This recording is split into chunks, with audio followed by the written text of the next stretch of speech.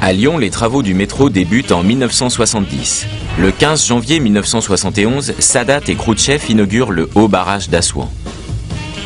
En janvier 1972, les pavillons des Halles de Paris, devenus trop exigus, sont en cours de démolition et les Halles de Lyon déménagent dans le nouveau quartier de la Part-Dieu. La construction du barrage d'Assouan condamne les temples de Nubie d'Abou Simbel à être submergés par les eaux. Une initiative internationale permet de déplacer les monuments. L'Organisation des Nations Unies pour l'éducation, la science et la culture, l'UNESCO, popularise le terme patrimoine avec sa convention pour la protection du patrimoine mondial, culturel et naturel en 1972. 3 ans plus tard, le Conseil de l'Europe déclare l'année 1975, année européenne du patrimoine architectural. En 1978, une direction du patrimoine est créée au sein du ministère de la Culture. L'association Renaissance du Vieux-Lyon poursuit ses actions entamées la décennie précédente, notamment contre le projet de Louis Pradel de détruire le pont du Change. Dans ce projet, le pont doit être remplacé par un nouveau pont se prolongeant par un grand boulevard jusqu'à Fourvière. Mais l'association ne peut avoir gain de cause sur ce dossier. Et le premier pont permanent de la cité est détruit en 1974 sans que le projet n'aboutisse. Pendant que sont menés ces combats, les promoteurs lyonnais continuent de démolir des bâtiments Renaissance dans la rue Mercière. Mais ils se ravisent pour la partie sud de la rue, estimant le coût de la restauration moins élevé que celui de la destruction-reconstruction. L'esthétique n'est donc pas le seul enjeu à cette époque.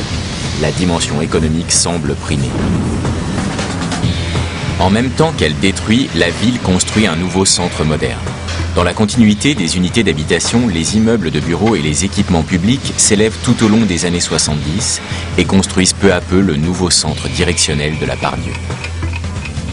Au lendemain de la guerre de 14-18, Tony Garnier jetait sur le papier les bases d'un ambitieux projet, la percée de la rue de la République en direction du plateau de la Croix-Rousse. Ce visionnaire imagine en effet la réalisation d'une grande avenue. Entre l'hôtel de ville et l'opéra, elle prolongerait la rue de la République, s'achèverait sur le plateau près du Gros Caillou, où serait édifié un monument aux morts de la Grande Guerre pouvant être vu de tous les horizons de la ville. Un demi-siècle plus tard, ce projet refait surface sous une autre forme. Tout aussi important par son ampleur, il doit assurer un double objectif, la liaison Centre-Croix-Rousse et la liaison Rhône-Saône. La saignée est prévue dans un premier temps au niveau de la rue Puy-Gaillot et de la rue du Griffon. Finalement, la percée ne se fera pas. Une opération de remise en valeur de l'habitat existant lui est préférée. Le vide laissé par les destructions donne lieu à une architecture en complet décalage avec le site, l'annexe de l'hôtel de ville.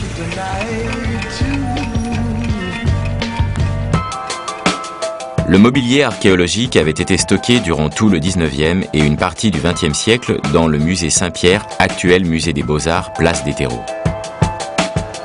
Afin de remettre en contexte les collections archéologiques, un musée est installé au cœur de la colonie gallo-romaine de Lugdunum, sur la colline de Fourvière, à côté des théâtres antiques.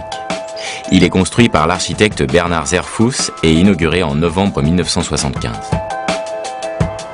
Cette construction remarquable au profit d'objets archéologiques inscrits est concomitante au projet de destruction de la montée de la Grande Côte. Les pétitions et les actions du comité populaire du quartier n'y font rien. L'été 1975, les machines commencent à détruire les maisons étroites en lanières des XVIe et XVIIe siècles. Et dans le même temps, à Montplaisir, sont détruits la maison où les frères Lumière vivaient et l'atelier où ils avaient inventé le cinématographe. On réussit à sauver de justesse la maison d'Antoine Lumière, le château, comme le nomment les habitants du quartier. Il ne reste alors de l'usine des inventeurs qu'une portion de hangar.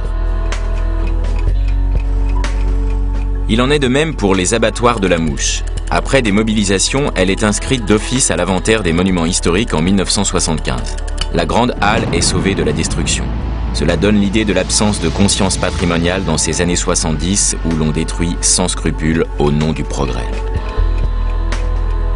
Dans l'agglomération lyonnaise, l'inflexion en matière d'urbanisme, très nette après les élections municipales de 1977, va permettre un nouveau rapport aux quartiers anciens. Dans la région de Saint-Étienne s'amorce le travail de reconnaissance du patrimoine industriel. En 1976, la Maison de la Culture de Firminy, construite par Le Corbusier, lance un travail de recherche et d'inventaire autour de la mine et la métallurgie. C'est au cours de cette décennie qu'au niveau de l'État, la conception du patrimoine change. Sous l'impulsion du ministre de la Culture, Michel Guy, le classement au titre de monuments historiques s'ouvre à certains monuments du XIXe siècle. Il faudra encore attendre 20 ans pour que, sous la poussée des associations et des collectivités locales, les objets du XXe siècle soient reconnus.